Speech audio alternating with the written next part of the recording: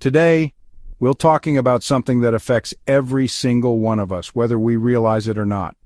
We're talking about the economy, specifically a recent warning from everyone's favorite purveyor of affordable sweatpants and suspiciously long-lasting laundry detergent, Walmart. Yes, Walmart, the retail giant that has its finger on the pulse of American consumer behavior. That's like getting your economic forecast from a magic 8-ball. But there's more to this story. Why? Because Walmart's sales data is like a mirror reflecting the state of the American economy. Why? Because their sales numbers are basically a real-time EKG of the American consumer. They show us what people are buying, how much they're spending, and what they're cutting back on.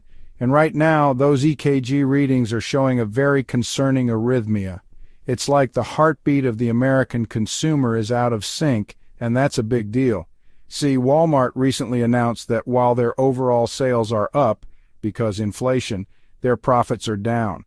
This isn't just a blip on the radar, it's a significant trend that we need to pay attention to. Why? Because folks are buying less stuff, especially the fun, non-essential stuff. The kind of things that make life a little more enjoyable but aren't strictly necessary.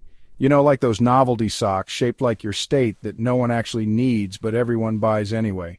These small luxuries are often the first to go when budgets get tight. This, my friends, is not a good sign. It indicates that people are feeling the pinch and are cutting back on discretionary spending. It suggests that even with those historic wage increases we keep hearing about, Americans are still struggling to keep up with the rising cost of, well, everything. From groceries to gas, the cost of living is squeezing wallets tighter than ever. And if Walmart's worried, maybe, just maybe, we should be too. Because when the retail giant that serves millions of Americans starts to sound the alarm, it's time for all of us to pay attention and prepare for what might be coming next. Here's another little nugget of fun from the fine folks at Walmart. Their app usage is through the roof. Now, you might think, okay, so people like saving a few cents on bananas, big whoop. But this isn't just about convenience, people. This is about desperation. See, when times are tough and your paycheck is getting stretched thinner than a yoga instructor on a juice cleanse, you start looking for deals. And where do you find those deals? That's right, on the Walmart app, meticulously scrolling for digital coupons and comparing prices on off-brand cereal like it's the freaking Da Vinci Code. This surge in app usage isn't a sign of a thriving digital economy. It's a sign that people are getting squeezed and they're using every tool at their disposal to make ends meet. And that, my friends, is about as far from economic boom times as you can get. Let's talk about those historic wage increases for a minute, shall we? It's a topic that's been making headlines, and for good reason. After all, who wouldn't be excited about the prospect of earning more money? Because on the surface, it sounds great, right? More money means more spending power, more opportunities to enjoy life, and a sense of financial security that many have been craving. More money in your pocket, less month at the end of your money.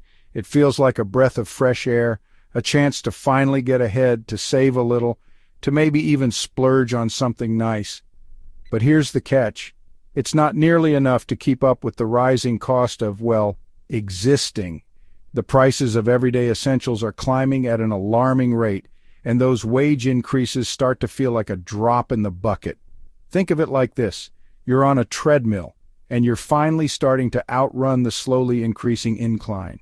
You're putting in the effort, you're making progress, and it feels good. You're feeling good, you're breaking a sweat. You might even be on track to hit that calorie goal you always lie to yourself about. There's a sense of accomplishment, a feeling that you're in control. But then, bam! Someone cranks up the speed and the incline at the same time, and suddenly you're clinging on for dear life, just trying not to go flying off the back.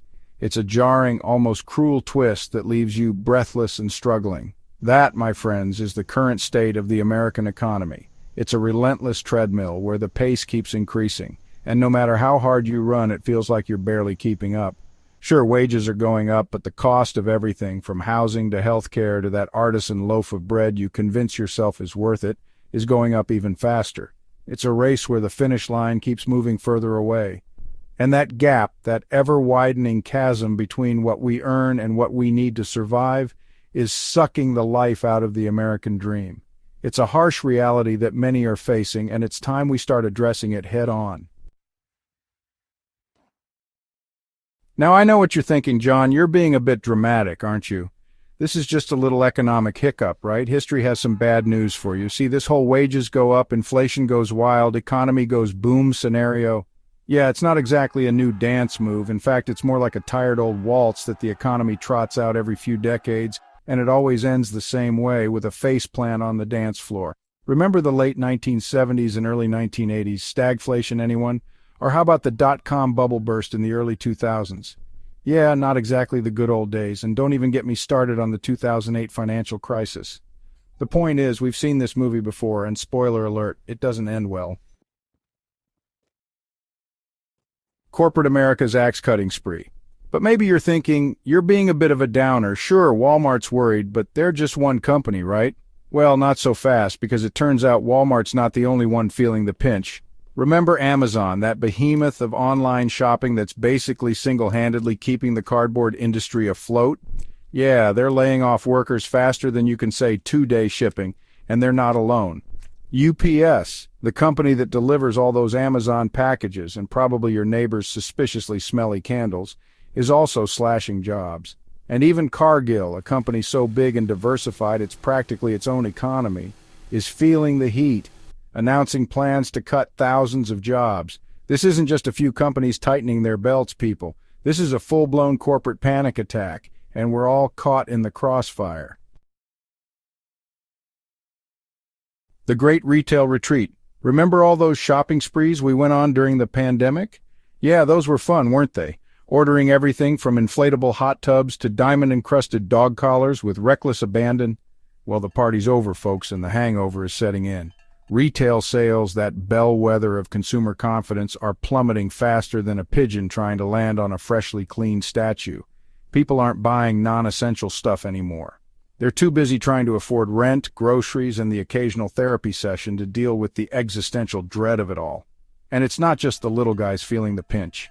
Even luxury retailers are struggling to move their overpriced handbags and diamond-encrusted toilet brushes, because it turns out even the 1% has its limits. A GDP growth mirage? Let's take a closer look at what's really going on. Didn't the government say the economy was doing great? They sure did, and they love to highlight those impressive GDP numbers. What about that whole GDP growth thing? It's often presented as the ultimate indicator of economic health. Ah yes, GDP growth, that magical number that politicians love to tout as a sign of economic prosperity. They use it to paint a rosy picture of the economy. But here's the thing about GDP growth. It's kind of like looking at the average temperature of a hospital. It gives you a number, but not the full story. Sure, on average, things might seem relatively stable. The overall temperature might be normal. But that number doesn't tell you about the patients in the ICU who are fighting for their lives, struggling with severe conditions, or the ones in the maternity ward who are just happy to be alive, celebrating new beginnings. In other words, GDP growth doesn't tell the whole story. It doesn't capture the disparities and inequalities within the economy.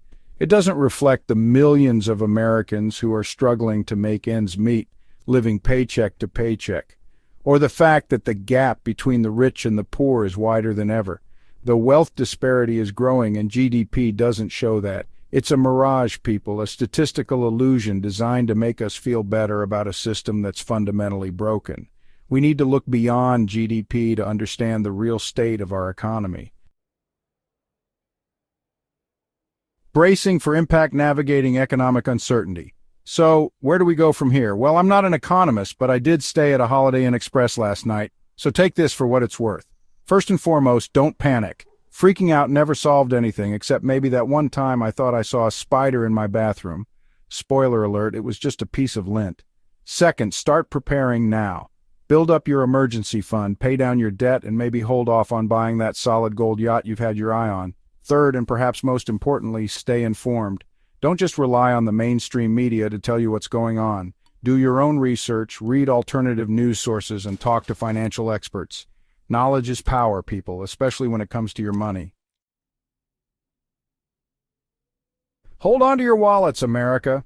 The bottom line is this: the American economy is teetering on the edge of a precipice, and if we're not careful, we're all going to go tumbling down with it. So buckle up, hold on to your wallets, and for the love of all that is holy, stop buying those novelty socks.